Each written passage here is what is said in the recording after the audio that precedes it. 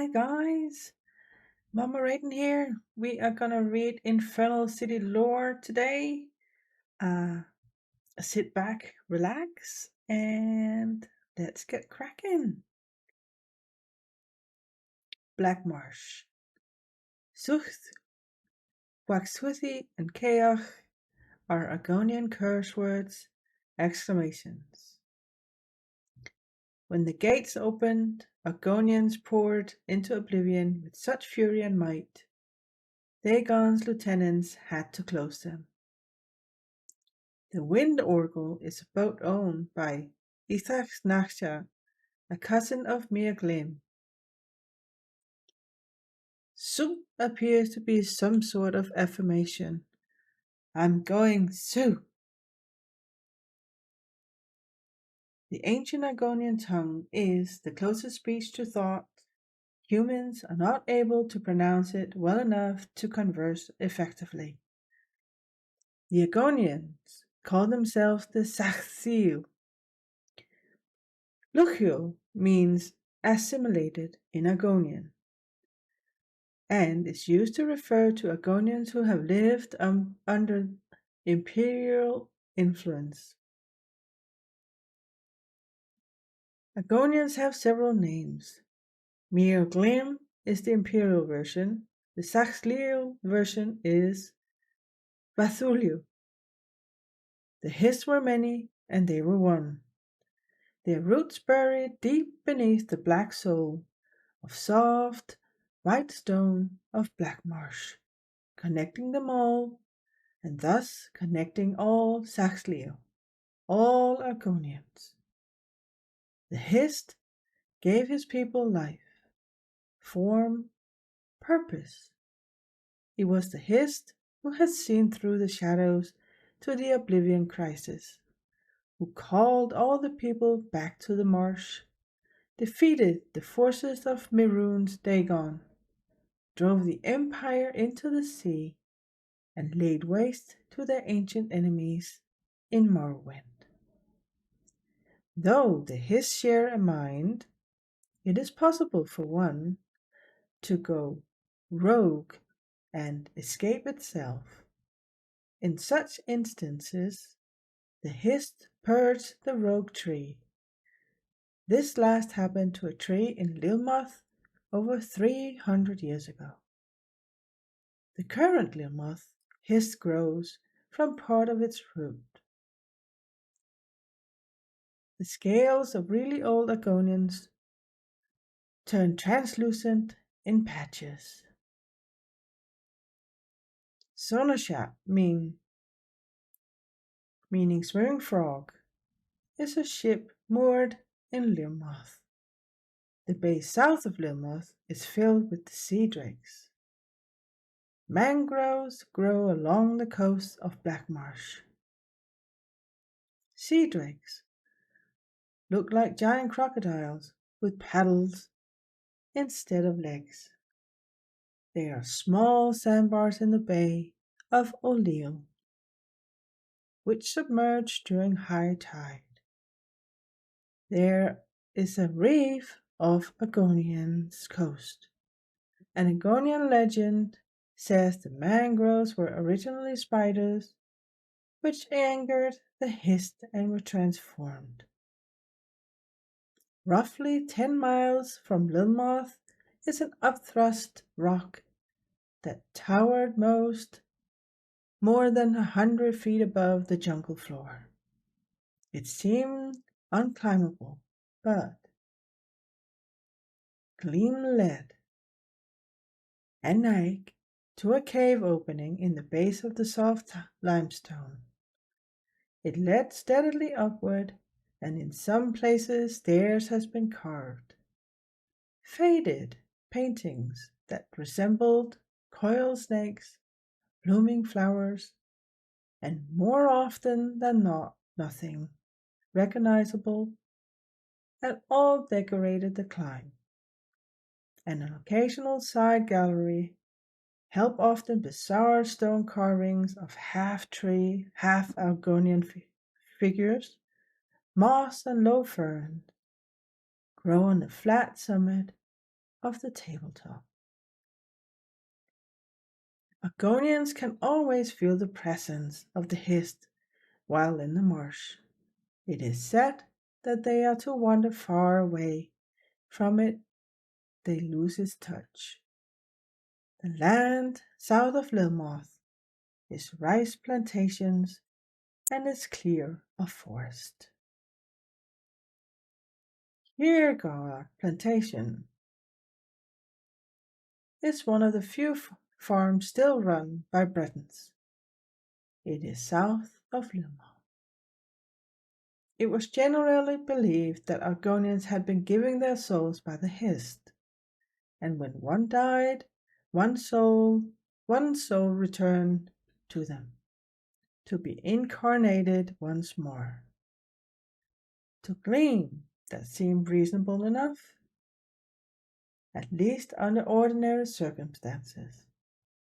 In the deepest parts of his dreams or profound thinking were images, scents, tastes that the part of him was sentient could not remember experiencing.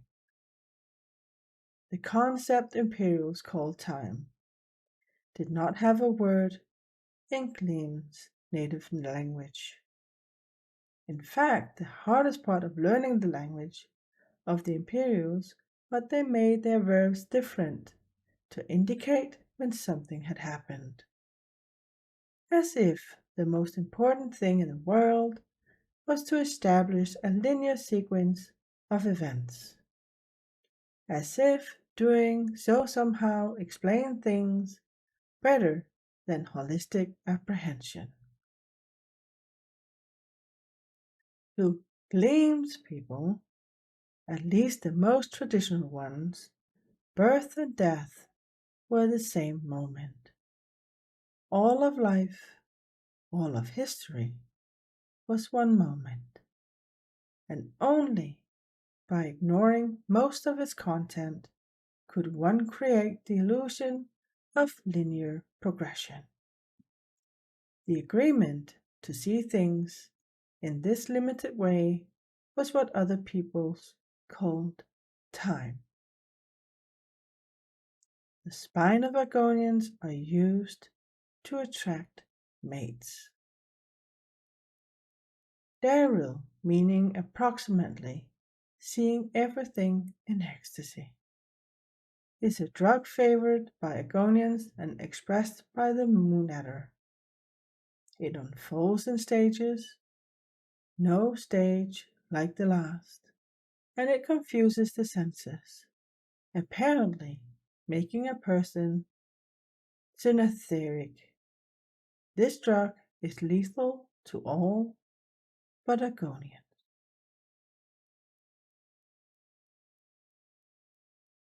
Lilmoth, known as the festering jewel of Black Marsh, wiggling the fingers of both hands as if trying to shake something sticky off them, is a Lilmoth way of show agitation. Push bottom is one of the dodgiest parts of Lilmoth. Etherton is the underwarden of Lilmoth. They have made their way from the hills of the old imperial quarter into the ancient, gangrenous heart of Lilmoth push bottom. Imperials had dwelt here too, in the early days when the Empire had first imposed its will and architecture on the lizard people of Black Marsh. Now only the desperate and sinister dwelt here, where patrols rarely came. Poorest of the poor, political enemies of the Argonian and Celial's party that now dominated the city, criminals and monsters. The lair of some schooner smugglers in Push Bottom is a livable corner of a man so ancient that the first floor was entirely silted up. What remained was vastly cavernous and rickety, and oh, that unusual in this part of town. What was odd was that it wasn't full of squatters. There were just the one.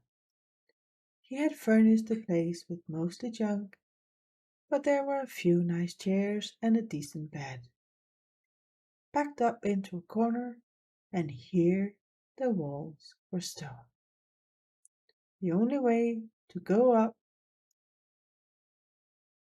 on an old staircase and then even further, using the ancient frame of the house as a ladder. The wall and floorboards here had been made of something else, and were almost like paper. Anne's house has a wine cellar and a spiral staircase leading to an upper balcony. Old imperial Lilmoth spread out below them, crumbling hulks of villas festooned with vines and ground overgrown with sleeping palms and bamboo, all dark now, as if cut warm black velvet, except where illuminated by the pale phosphorescence of lucan mold, or the wispy yellow airborne chimes, harmless cousins of the deadly will-o'-wisps in the deep swamps. The bay on which Lilmoth sits is called Ole's Bay by the Imperials. Lilmoth has a statue of Son Mel, the fisher with bulbous stone eyes. All that was visible of the statue with his lower snout up to his head. The rest of him was sunken, like most of Lilmoth, into the soft, shifting soil the city had been built on. If one could swim through mud and earth, there were many Lilmoths to discover beneath one's webbed feet. Somewhere in Lilmoth is great step pyramid of Ixtath Tithrilmed, also known as exact egg cracker. Only the topmost chamber jutted above the silt, but the Ancilil had excavated it, room by room, pumping it out and laying magics to keep the water from returning. The city tree was said to be 300 years old, and its roots and tendrils pushed and went through most of Lower Lilmoth. And here was a root the size of Glim's thigh, twisting its way out of a stone wall. When Glim touches the root, he has this vision. Everything else around him had become waterish, blurred, but as he laid his webbed hand on the rough surface, the color sharpened and focused. He stood there, no longer seeing the crumbling, rotted imperial warehouses, but instead a city of monstrous stone, cigarettes and statues, pushing up to the sky, a place of glory and madness. He felt a tremor around him, smelled the nice and burning cinnamon, and heard chanting in antique tongues. His heart thumped oddly as he watched the two moons heave themselves through the low mist of smoke and fog that rolled through the streets, and the water surged beneath them, around them, beyond the sky. Gulls swarmed the streets like rats near the waterfront, most of them too greedy or stupid to even move out of Glim's way as he picked his way through the fish of fowl, shattered crabs, jellyfish, and seaweed. Barnacles went halfway up the building here. This part of town has sunk so low that when a double tide came, it flooded deep. The docks themselves floated, attached to a massive long stone quay, whose foundations were as ancient as time and whose upper layer of limestone had been added last year. He made his way up the central ramp to the top of it. Here was the city itself, since the Angstilil forbade all but licensed foreigners in the city. The markets had all crowded themselves here. Here, as fishmongers held a flounder up by the tail, selling from a single crate of silver-skinned harvest. There, a long time of sheds with the colloquial trader's banner, hawk trinkets of silver and brass, cooking pots, cutlery, wine, cloth. A group of Glim's matrilineal cousins had set up a business selling thelum, a liquor made of distilled sugar cane. They originally sold the cane, but since their fields were 20 miles from town, they found it easier to transport a few cases of bottles than many wagon loads of cane, and far more profitable. Waterfront shaped like a great stone cross. Hersia is an old Red Guard alchemist in Lilmoth. Apparently no one has heard of levitation is the least of lifetime. However, Lazarum of the Synod apparently figured out a spell to do it. There is no Synod conclave within 400 miles of Lilmoth. The Synod does not have representative in Lilmoth either. Hersua's shop had been the local major's guild hall, and there were still 3 or 4 doddering practitioners who were in and out of the room upstairs. A nag keeps her alchemical gear in a small attic room. The Thaxialan, or Dry Killers, are the only non-Argonian guards in Lilmoth. A pocket, eroded limestone arch, had once been marked the boundary to the Imperial Quarter. Argonians don't sweat. The distance between the south coast of Black Marsh and Lilmoth is roughly 15 miles. And Celio, Cashiel, is Archwarden of the Ancilio. The Ancilio talk only to Lilmoth city trees. Only the Ancilio and wild Argonians have complete access to the Lilmoth city tree.